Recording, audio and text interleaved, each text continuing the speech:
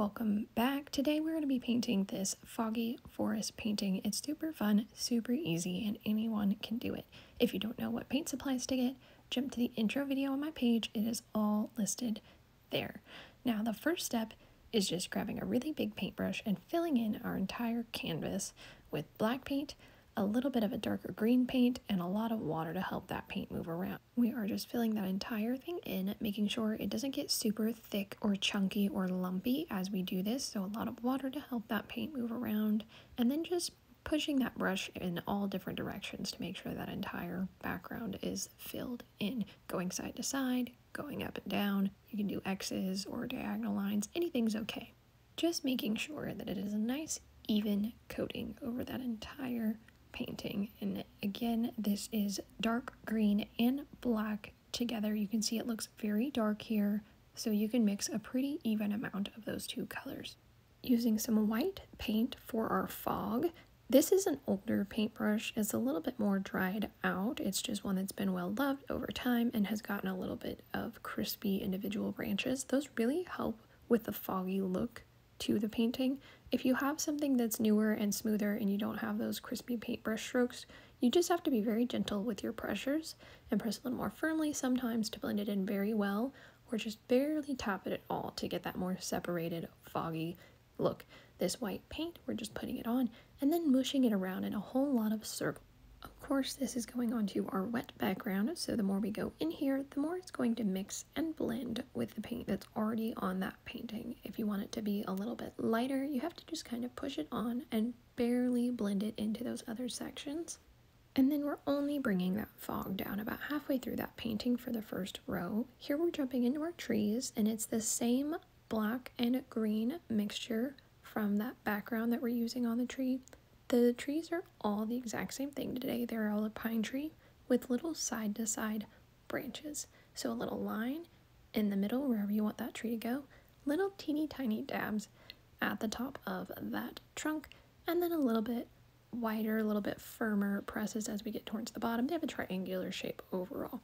This row, you're only going to see the very tip tops of those trees. If you want to practice the tree shapes by bringing them all of the way down, that's great. It's most likely going to blend right into that bottom half of the painting since it's the same color these trees are. But all of them are the exact same thing over and over again. A little line straight down for the trunk, and then little bitty taps at the top, and then wider as we get towards the bottom. They're going to vary as well throughout. Like the overall shape is a triangular shape with these branches, but of course you want to have longer and shorter ones mixed in so that it looks like a tree and not just like a really big fluffy triangle. For this first row of treetops that you can see, I'm using a fan brush to show it to you, but you can use any brush you're comfortable with, and later on I will be showing you another brush that works to get this same technique. So if this isn't the one for you, just hang in there. I'll show you other ways that you can practice as well. Going in with another layer of fog between our layers of trees for our forest, we are just using that same white paint as before, and again a crusty paintbrush if you have it. Anywhere you put the white paint directly on, it's going to be a little bit lighter, so you can always grab that lighter spot and jump over where it's a little bit darker somewhere else that you want to lighten it up, and just push a little bit of that white paint over there so that it's lighter in some spots, darker in other spots, and these colors vary throughout.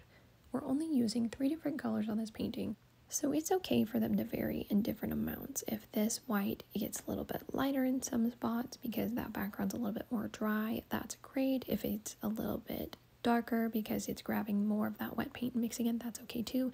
And then the same thing with our tree rows. If the trees are a little bit more green on some of them or a little bit more black on other ones, those are all great. Here, this paintbrush was just wiped off so that it didn't have any wet paint, and it was just the bristles being used to kind of blend that fog texture in again. And then after we get that fog to our happy place, it's just another row of trees, and they're all the exact same thing on this painting, but here's a different paintbrush to show you. It's a flatter brush that's squarish at the top and a little line for the middle of that tree. And then those same little side-to-side dabs for those little tree branches. You can see that it's really small at the top, and then it gets a little bit wider as we get towards the bottom, a triangle shape overall. And then through the middle, there are longer ones, there are shorter branches that are going side to side, just varying it so that it really does look like a tree. And then we just keep doing that same thing over and over again until we have another row of trees here. You're going to notice that it's picking up that fog we just put on there, that lighter color, and that sometimes the green and black we're bringing these trees on with will get a little bit lighter and a little bit more gray as it does mix with that wet paint. We're okay with that. If you want it really deeply colored, you can always let that fog dry all of the way before moving on to this row of trees. And again, it's the same thing over and over and over again. Just grabbing a mixture of that green and black for your trees, and then making a line in the middle, and then doing those little teeny tiny dabs at the top of the trees and working your way down. Now this is going to be a little bit more green sometimes, a little bit more black other times, and we're going to let that happen. And of course, as that fog dries, when we go tree to tree, each of these might start to get a little bit darker in the row. We like that variation, so that's great. Making some of them really tall, making some of them shorter, really tiny short, even maybe just barely a treetop that is coming up off the bottom of that painting. These steps are going to be repeated through the rest of this painting, just varying the amounts that we make our fog look light, varying the size of the trees and the darkness of the trees as well, and it's going to make you a master painter in no time.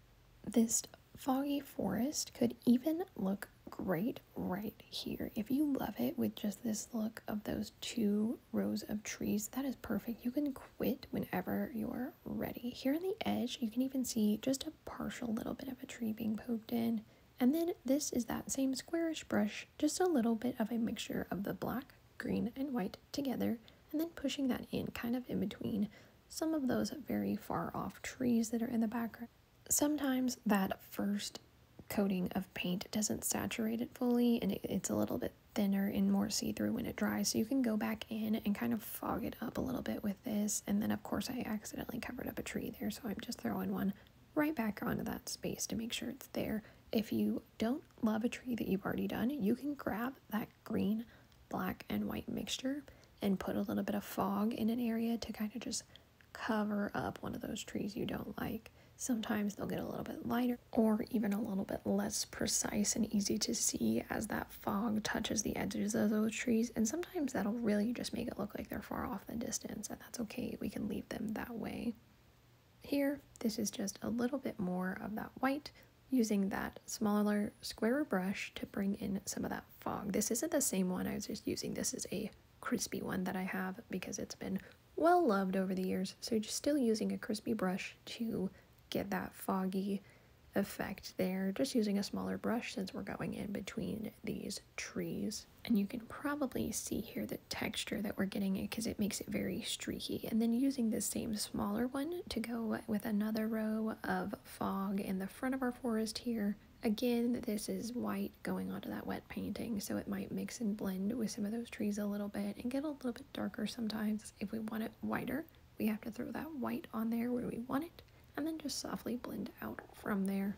And of course, if your fog isn't quite softening up as much as you want it to on the edges, you can always take this brush, clean it out, wipe it off to where it is a mostly dry paintbrush, and just go right on the edges of that fog and kind of just gently blend it. You can see that is what we're doing right here. There was no paint on this brush. It was just barely wet from cleaning it out and then dabbing off the extra water, and then just gently smoothing out some of that fog. It'll help get rid of a little bit of those lines from that crispy texture of that paintbrush. If you like the softer blend, this is how you'll achieve that.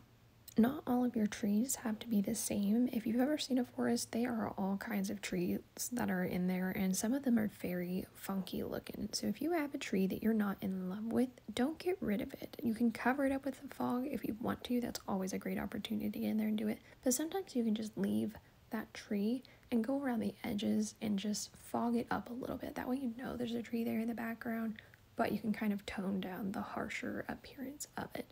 And then of course, just grabbing a little bit more black and a little bit more green, a little bit of water to make things nice and smooth and flowing, and then adding another row of trees here.